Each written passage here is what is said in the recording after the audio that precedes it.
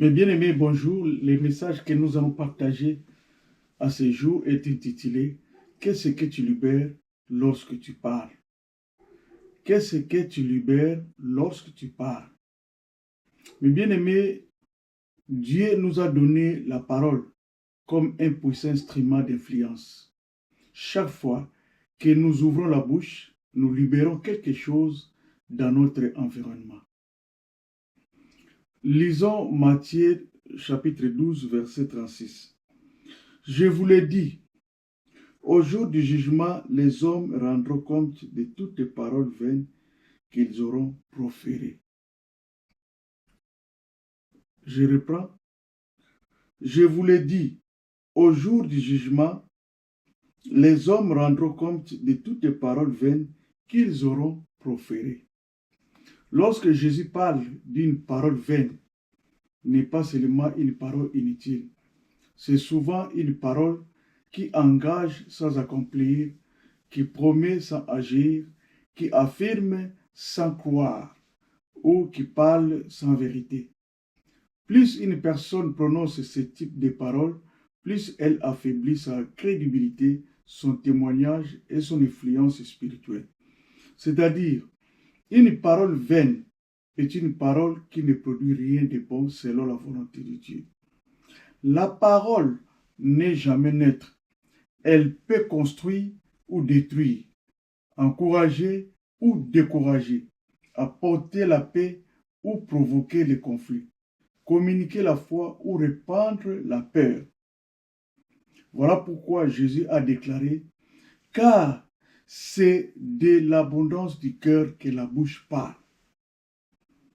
C'est dans Matthieu chapitre 12, verset 34. Mais bien aimés, nous parlons tous les jours à notre famille, à nos collègues, à nos enfants, à nous-mêmes. Pourtant, peu de personnes se demandent réellement qu'est-ce que je libère lorsque je parle. Et l'okonini na bimisaka, makamunini na bimisaka, sunazakoloba. Dans le combat spirituel, beaucoup de nos bien-aimés surveillent ce qu'ils regardent, où ils vont et qu'ils fréquentent. Mais ils oublient souvent de surveiller ce qu'il sort de leur bouche. Beaucoup demandent à Dieu la paix, mais libèrent des paroles de conflit. Par exemple, une personne prie, Seigneur, donne-moi la paix dans ma famille. Mais dans quelques minutes plus tard, elle répond avec agressivité, relance des anciennes disputes, rappelle constamment les erreurs du passé et prononce des paroles blessantes. Elle demande la paix à Dieu, mais ces paroles alimentent la guerre. Lisons Jacques chapitre 3, verset 18. Je lis au nom de Jésus. Les fruits de la justice est semé dans la paix par ceux qui cherchent la paix. Je relis. Les fruits de la justice est semé dans la paix par ceux qui reconnaissent, ceux qui recherchent la paix. Nous avons 3 conseils pratiques pour apprendre à contrôler nos paroles. Premièrement, rechercher la sagesse de Dieu. La maîtrise de la langue ne commence pas par un effort humain, mais par une dépendance envers Dieu.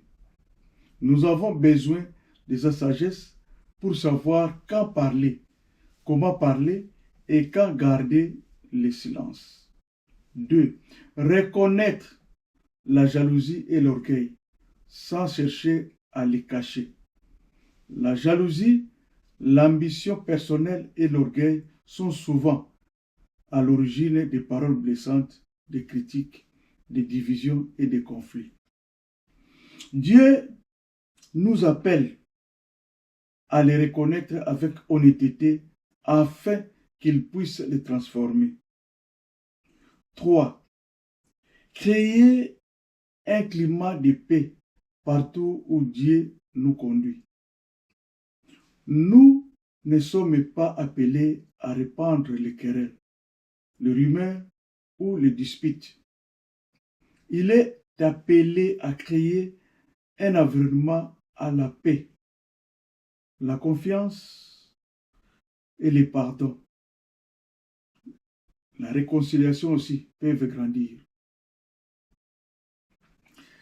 Être un agent ou bien être un artisan de paix, ce n'est pas éviter les problèmes, c'est agir avec la sagesse de Dieu pour rétablir les relations et conduire les autres vers la vérité. Beaucoup demandent la guérison, mais parlent constamment de leurs blessures. Par exemple, quelqu'un a été rejeté ou trahi il y a plusieurs années. Il prie, Seigneur, guéris mon âme ou bien guéris mon cœur. Mais chaque conversation, il revient toujours à la même blessure. Tu sais ce qu'ils m'ont fait? Oyebi likambo basala ngai soki nakanisi likambo wana nazalaka penza na kimia te. Ou bien en tout cas ezalaka difficile mpona limbisa. Nakoki kobosana likambo wana te. Je n'oublierai jamais cela. Ma vie a été détruite à cause d'eux. So lelo nazo souffrir eza mpona bango.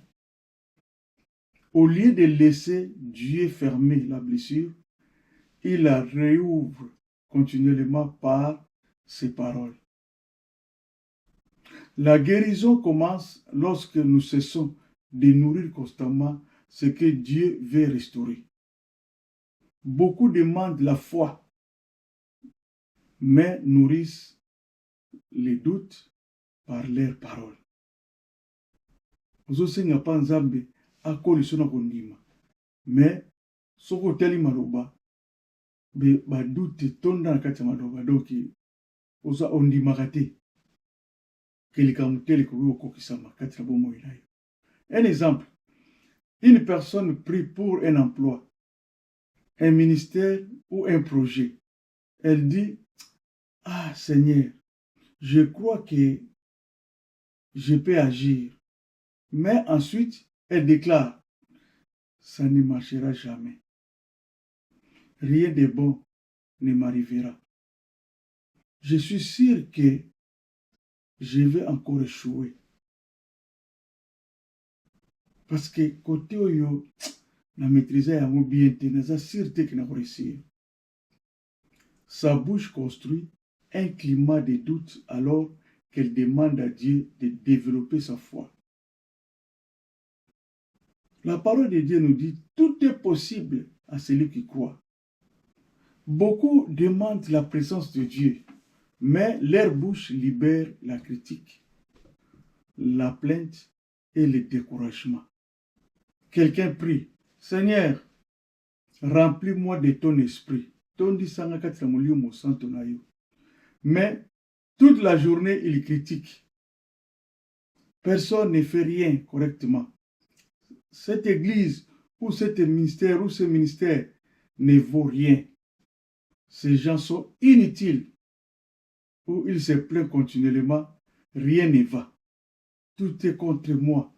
Je suis fatigué de tout. Ou encore, ils découragent les autres. N'essaye même pas, tu n'y arriveras jamais. Comme te okozwana yo te, ekosimba te, pour makambo compliqué côté kuna. La présence de Dieu aime une atmosphère de foi. La présence de Dieu aime une atmosphère de foi, de reconnaissance et d'édification. Tu ne peux pas demander à Dieu de changer ton environnement si tes paroles continuent à alimenter ce dont tu demandes la délivrance. Avant de parler, pose-toi cette question. Ce que je vais dire va-t-il libérer la vie ou renforcer ce contre quoi je suis en train de prier? Il existe donc un combat invisible que plusieurs ne voient pas. L'ennemi ne cherche pas seulement à influencer tes pensées, il cherche également à influencer tes paroles, car il sait que ce qui sort régulièrement de ta bouche finit par influencer ton cœur, tes décisions, ton environnement et même ceux qui t'écoutent. Voilà pourquoi, mes bien-aimés, la bouche est souvent le révélateur de ce qui se passe à l'intérieur de nous. Mais la bonne nouvelle est que Dieu ne veut pas seulement changer nos paroles. Il veut transformer notre cœur, donc notre intérieur. Lorsque le Saint-Esprit prend le contrôle de notre vie, de notre bouche, cesse de libérer la peur pour libérer la foi. Elle cesse de libérer la colère pour libérer la grâce. Elle cesse de libérer la mort pour libérer la vie. Lisons Psaume 140, 3 à 4. Ils aiguisent leur langue comme un serpent. Ils ont sous leur langue un venin d'aspic. Mes bien-aimés, nos langues ne sont pas simplement des sons. Elles transportent une influence, une direction et une sémence spirituelle. Une parole blessante laisse des cicatrices dans le cœur. Le mensonge détruit la confiance et fragilise les relations. La médisance sème la division là où Dieu veut l'unité. L'amertume maintient ouvertes des blessures que Dieu veut guérir.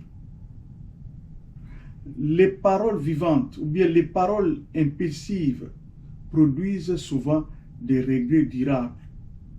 L'agressivité enflamme les conflits au lieu de les résoudre. La tromperie égare ceux qui accordent leur confiance. La calomnie attaque injustement la réputation d'autrui. Les paroles toxiques de Malobamabe ou des paroles venimeuses empoisonnent l'atmosphère d'une famille, d'une équipe ou d'une église ou d'un ministère. Au contraire, Dieu nous appelle à libérer des paroles de vérité, de foi, de paix, d'amour et de sagesse, d'encouragement. Alors demandons-nous aujourd'hui, qu'est-ce que mes paroles produisent dans la vie de ceux qui m'écoutent? Eloko nini maloba na ngai ebimisaka na bomoi ya bato oyo bazali koyoka biso bazali koyoka nga? C'est un fait bien connu que chaque parole que nous prononçons porte une influence. Nos paroles peuvent libérer la foi, l'espérance et la vie, ou répandre la peur, le découragement et la confusion. Deux enfants commettent une erreur. Le premier attend constamment. Tu ne seras jamais bon à rien. Tu es une honte pour la famille. Tu échoueras comme les autres. À force d'attendre ces paroles, il commence à les croire. Son courage diminue, sa confiance disparaît et il avance dans la vie avec la peur de l'échec. Le second attend. Relève-toi. Tu as fait une erreur, mais tu peux faire mieux. Dieu t'a donné de la valeur. Continue à avancer. Ces paroles deviennent une force intérieure. Elles nourrissent l'espérance, la confiance et le désir de progresser. La situation était la même. La différence se trouvait dans les paroles qui ont été libérées. Voilà pourquoi la parole de Dieu déclare: la mort et la vie sont au pouvoir de la langue. En clair, dans nos familles, nos foyers et nos communautés, nous devons veiller à ne pas libérer des paroles qui maudissent, des paroles qui humilient ou décourageantes, mais des paroles qui restaurent, encouragent et communiquent la grâce de Dieu. Avant de parler, demandons-nous: ce que je veux dire va-t-il construire cette personne ou la détruire? Des paroles négatives, c'est qu'un enfant de Dieu doit éviter. Mes bien-aimés, les paroles négatives peuvent blesser profondément, détruire des relations, affaiblir la foi et créer un climat de découragement. Voilà pourquoi nous devons veiller sur ce qui sort de notre bouche. Parce que la parole de Dieu nous dit qu'il ne sorte de votre bouche aucune parole mauvaise, mais s'il y a lieu, quelques bonnes paroles qui servent à l'édification. Un exemple, lorsque tu dis à quelqu'un: tu ne réussiras jamais dans la vie, tu risques d'éteindre son courage, sa motivation et son espérance. Pourtant, Dieu est spécialiste des nouveaux départs. Là où les hommes voient une limite, Dieu voit souvent un potentiel qui n'a pas encore été développé. Ne prophétise pas l'échec sur la vie des autres.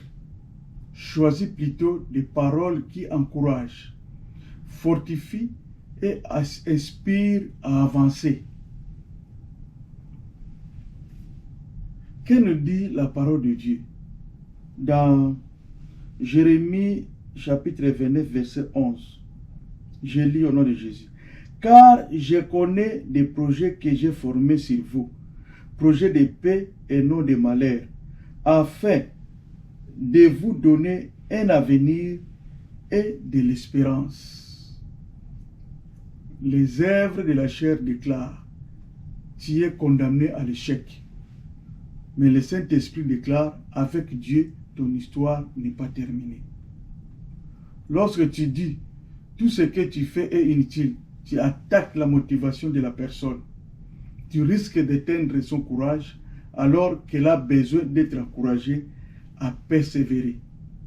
Dieu ne méprise pas les petits commencements. Ce qui semble insignifiant aujourd'hui peut devenir une grande bénédiction demain. La parole de Dieu nous dit: car ceux qui méprisaient les jours de faibles commencements se réjouiront. Et l'apôtre Paul nous dit: ne nous lassons pas de faire le bien, car nous moissonnerons au temps convenable si nous ne nous relâchons pas. Mes bien-aimés dans le Seigneur, les œuvres de la chair disent: abandonne, cela ne sert à rien. Mais le Saint-Esprit dit: continue à avancer. Dieu peut bénir tes efforts. Je n'ai jamais dit cela, alors que c'est faux. Les mensonges brisent la confiance et ouvrent la porte à d'autres compromis. Une personne qui refuse de reconnaître la vérité cherche souvent à protéger son image sur le moment, mais finit par perdre sa crédibilité sur le long terme. C'est-à-dire, les mensonges peut sembler être une solution rapide, mais il crée souvent des problèmes plus grands que ce qu'il prétend résoudre. Une fois la confiance brisée, il faut parfois beaucoup de temps pour la reconstruire. Dis plutôt: oui, je l'ai dit, je reconnais mon erreur et je te demande pardon. Nandimi mabena salaki na sengi bolimbisi. Parce que la parole de Dieu nous dit: le diable ne se tient pas dans la vérité, parce qu'il n'y a pas de vérité en lui. Lorsqu'il profère les mensonges, il parle de son propre fond. Lorsque Jésus déclare que le diable parle de son propre fond, cela signifie que le mensonge fait partie de sa nature même. Il n'a pas besoin d'apprendre à mentir. Le mensonge procède de ce qu'il est. De la même manière, les paroles et les actions d'une personne révèlent souvent la source spirituelle qui influence son cœur. La parole de Dieu nous dit, les lèvres fausses sont en horreur à l'Éternel, mais ceux qui agissent avec vérité lui sont agréables. Les œuvres de la chair cachent la faute par les mensonges.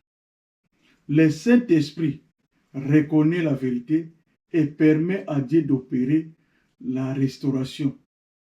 Une erreur reconnue peut être corrigée, mais un mensonge entretenu devient souvent une chaîne qui emprisonne celui qui le pratique. La médisance détruit en son absence. Elle empoisonne les relations, divise les familles, affaiblit les équipes et attriste le Saint-Esprit. Que nous dit Jacques, chapitre 4, verset 11? Ne parlez point mal les uns les autres frères. Ne parlez point mal les uns des autres frères. Les œuvres de la chair exposent les fautes pour humilier, se manifestent par la jalousie,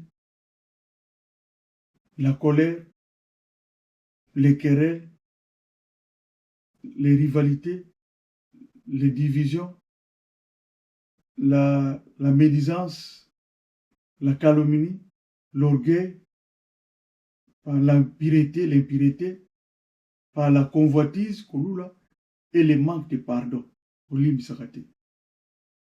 Le Saint-Esprit cherche la restauration sans détruire la dignité de la personne. Lorsque quelqu'un dit « je ne lui pardonnerai jamais », il pense souvent punir l'autre. Bien souvent, c'est son propre cœur qui reste prisonnier de la blessure. Cette parole entretient la douleur au lieu de favoriser la guérison.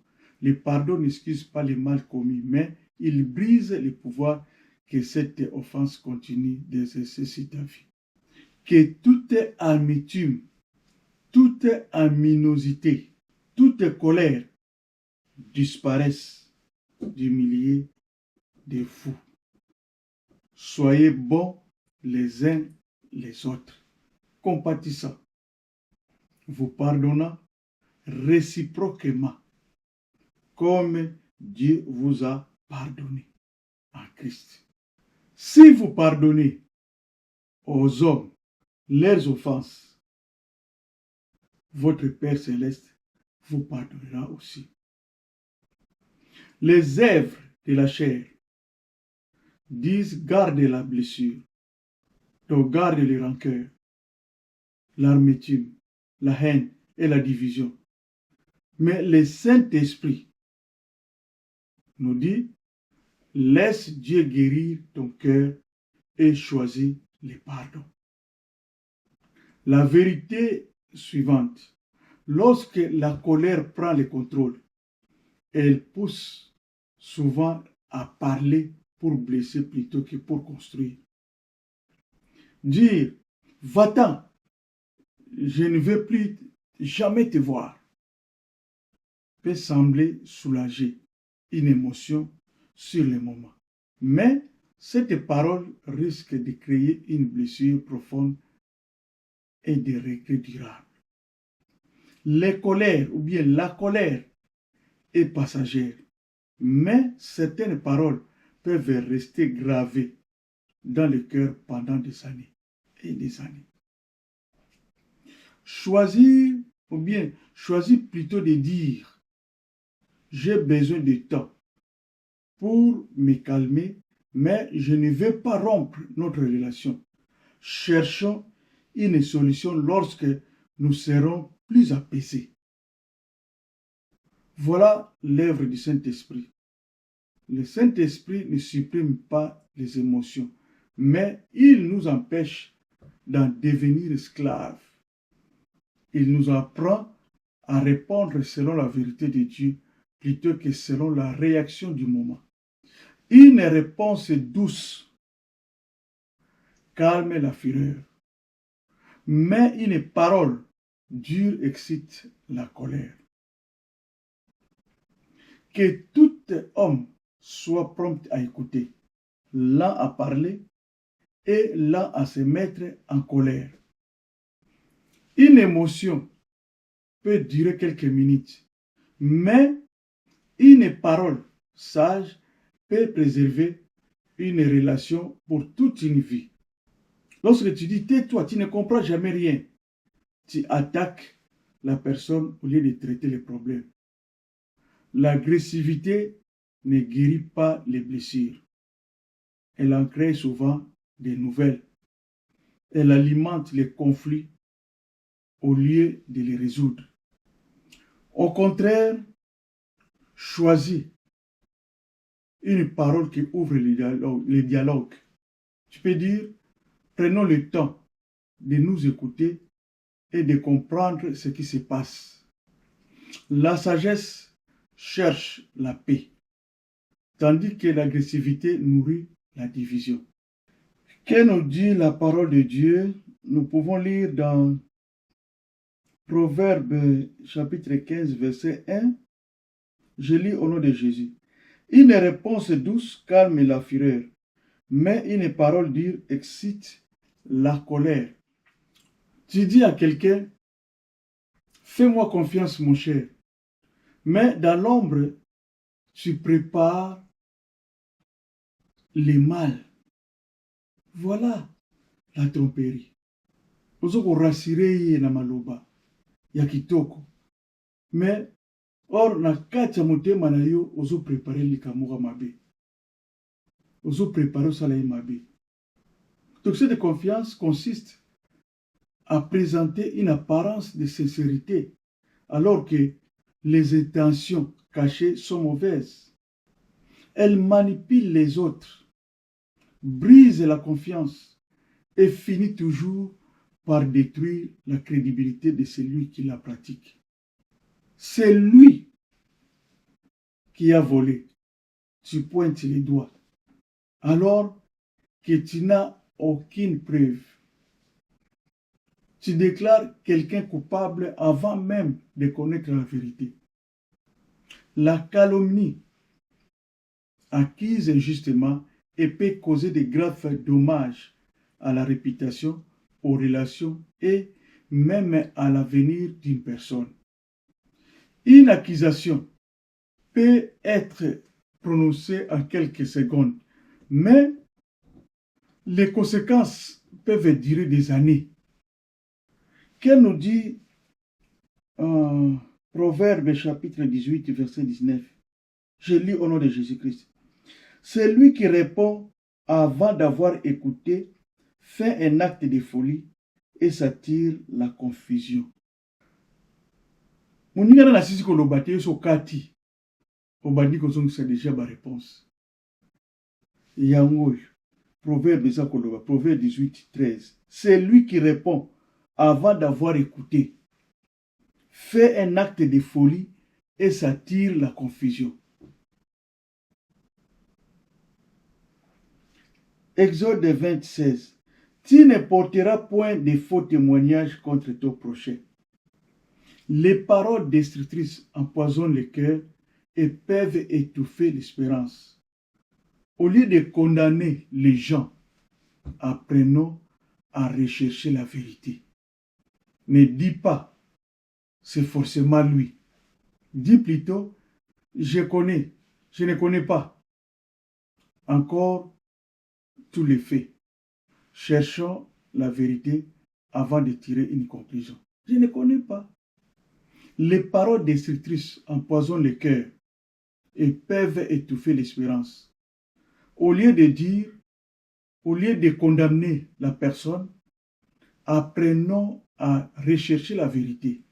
Ne dis pas, c'est forcément lui. Dis plutôt, je ne connais pas encore tous les faits. Cherchons la vérité avant de tirer une conclusion. Dieu corrige sans détruire, juge avec justice et nous appelle à faire de même. La loi inférieure, acquise sans preuve. Mais le Saint-Esprit cherche la vérité avant de prononcer un jugement. Un enfant de Dieu ne répand pas des accusations. Il cherche la vérité et marche dans la justice. Lorsque tu dis à quelqu'un, n'essaye même pas, tu vas échouer comme d'habitude. Tu risques de tuer un rêve avant même qu'il ne naisse. Cette parole étouffe la foi, l'initiative et le courage. Au contraire, encourager la personne en disant « Fais de ton mieux, n'abandonne pas. Avec la persévérance et la grâce de Dieu, tu peux avancer et accomplir des grandes choses. » Lisons Philippiens chapitre 4, verset 13. Je lis au nom de Jésus. « Je puis tout par celui qui me fortifie. » Je puis tout par celui qui me fortifie. Josué 1:9, fortifie-toi et prends courage, car l'Éternel ton Dieu est avec toi partout où tu iras. Mes bien-aimés dans le Seigneur, chaque parole est une semence. Les paroles négatives produisent souvent la peur, la division, la colère et le découragement. Mais Dieu nous appelle à libérer des paroles de foi, de vérité, de paix et d'amour et d'encouragement. Avant de parler, demande-toi, cette parole va-t-elle guérir ou blesser, construire ou détruire, enlever ou décourager? Que nous dit l'apôtre Paul? Les mauvaises compagnies corrompent les bonnes mœurs. Les mauvaises compagnies corrompent les bonnes mœurs. C'est pourquoi Dieu nous appelle à choisir avec sagesse les voix que nous écoutons et les influences que nous laissons entrer dans notre vie. Par exemple, un enfant grandit dans un environnement où il attend constamment des paroles blessantes, des paroles décourageantes, des paroles agressives. Il risque de reproduire les mêmes paroles plus tard. Mais s'il grandit dans un environnement rempli de paroles d'encouragement, des paroles de foi, des paroles de sagesse, il développera davantage la confiance, le respect et l'espérance. La parole de Dieu nous dit, instruis l'enfant selon la voie qu'il doit suivre. Et quand il sera vieux, il ne s'en détournera pas. Si la maison est remplie de foi, ils apprendront à croire. Si la maison est remplie d'amour, ils apprendront à aimer. Bien-aimés, après avoir écouté cette parole, le Saint-Esprit nous pose une question personnelle. Qu'est-ce que tu libères lorsque tu parles? Car nos paroles révèlent souvent plus que nous les pensons. Peut-être qu'aujourd'hui tu réalises que depuis un certain temps, tu libères davantage de peur que de foi. Peut-être que tes paroles sont devenues remplies de découragement, de colère, d'amertume ou de critiques. Peut-être que sans le vouloir, tu as blessé ce que Dieu t'avait confié. Ton conjoint, tes enfants, ta famille, tes frères et sœurs en Christ, ou même toi-même. Le Seigneur Jésus-Christ nous donne un enseignement très fort. Si donc tu présentes ton offrande à l'autel et que là, tu te souviens que ton frère a quelque chose contre toi, laisse ton offrande devant l'autel et va d'abord te réconcilier avec ton frère, puis viens présenter ton offrande. Je vais lire ça. C'est dans le livre dans l'évangile de Matthieu, chapitre 5, 23-24. Je lis encore.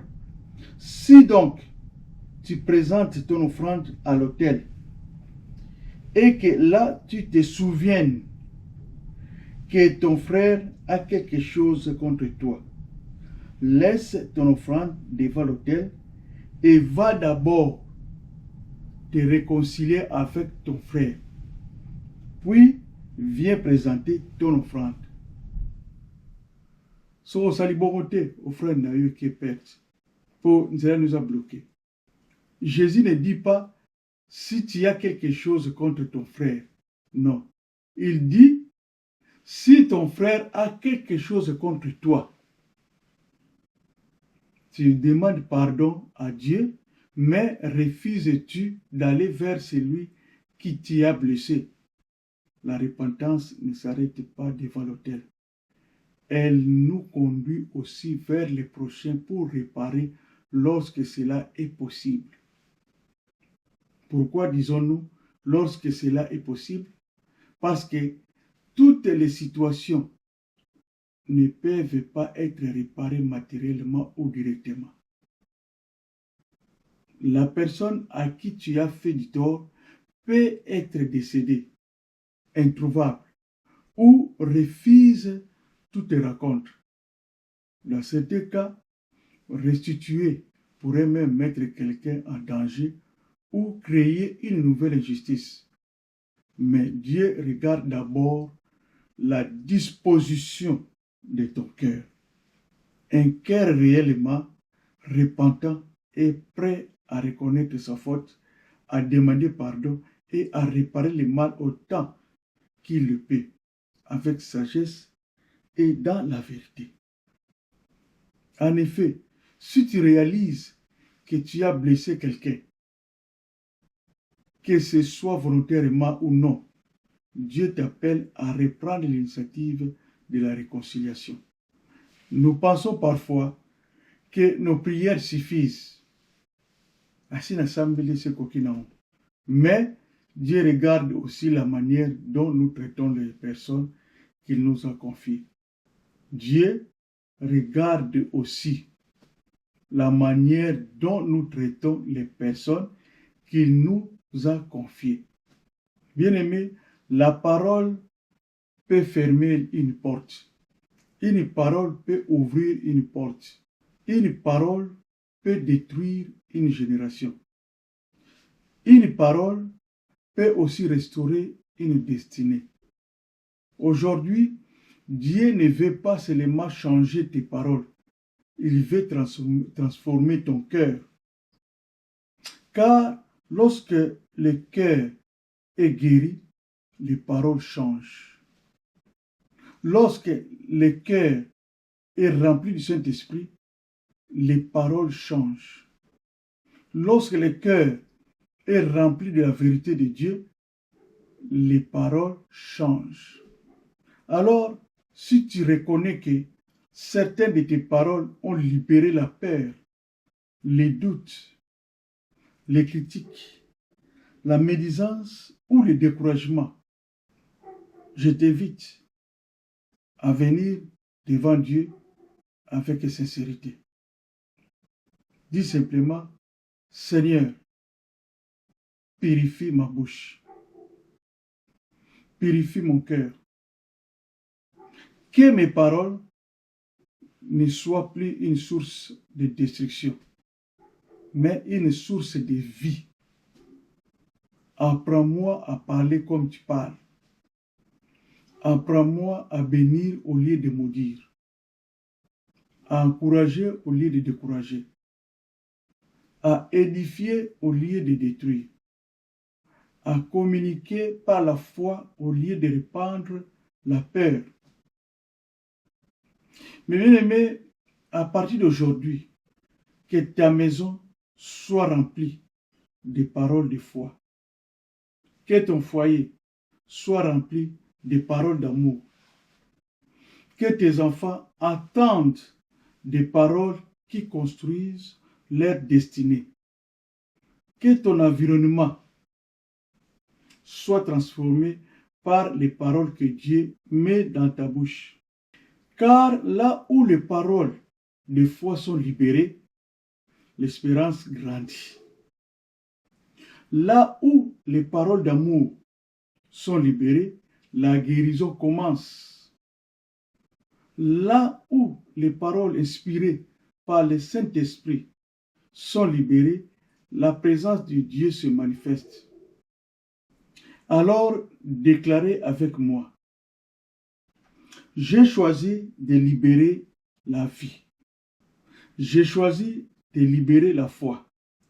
J'ai choisi de libérer l'espérance. J'ai choisi de libérer l'amour. J'ai choisi de parler selon la parole de Dieu. Au nom puissant de Jésus-Christ. Prions. Seigneur Jésus-Christ, nous te remercions pour ta parole vivante qui éclaire nos cœurs et révèle notre véritable état spirituel. Aujourd'hui, nous reconnaissons que nos paroles n'ont pas toujours reflété ta pensée. Pardonne-nous pour toutes les paroles blessantes, pour toutes les paroles destructrices, mensongères, médisantes, amères, impulsives, agressives, trompeuses ou décourageantes que nous avons pu prononcer. Seigneur, purifie nos cœurs car ta parole déclare que c'est de l'abondance du cœur que la bouche parle. Là où il y avait la peur, remplis-nous de foi. Là où il y avait le découragement, remplis-nous d'espérance. Là où il y avait la colère, remplis-nous de paix. Là où il y avait l'amertume, remplis-nous de pardon. Là où il y avait la confusion, remplis-nous de ta vérité. Père céleste, nous refusons de libérer des paroles qui détruisent. Nous choisissons de libérer des paroles qui édifient, encourageantes, restaurent et communiquent ta grâce. Que nos foyers soient remplis de paroles de foi. Que nos familles soient remplies de paroles d'amour. Que nos enfants grandissent dans un environnement rempli de sagesse, de vérité et d'encouragement.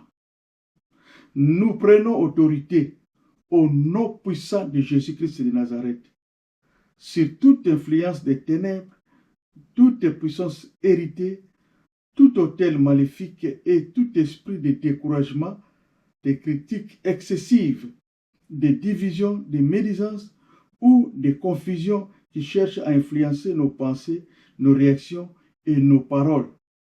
Nous annulons leur influence et déclarons que Jésus-Christ est Seigneur sur notre vie, nos familles et nos foyers.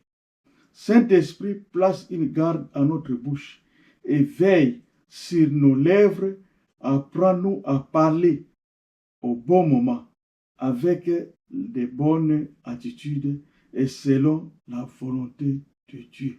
Donc, selon ta volonté. Que chaque parole que nous prononçons soit une sémence de vie. Que chaque parole soit porteuse de foi. Que chaque parole communique la paix. Que chaque parole glorifie Jésus-Christ. Nous déclarons que désormais, nos paroles serviront à bénir et non à maudire, à construire et non à maudire, ou à détruire, à guérir et non à blesser. à encourager et non à décourager. Que notre bouche devienne un instrument de justice, de vérité et d'édification pour la gloire de ton nom. Au nom puissant de Jésus-Christ de Nazareth, que Dieu bénisse sa parole. Amen.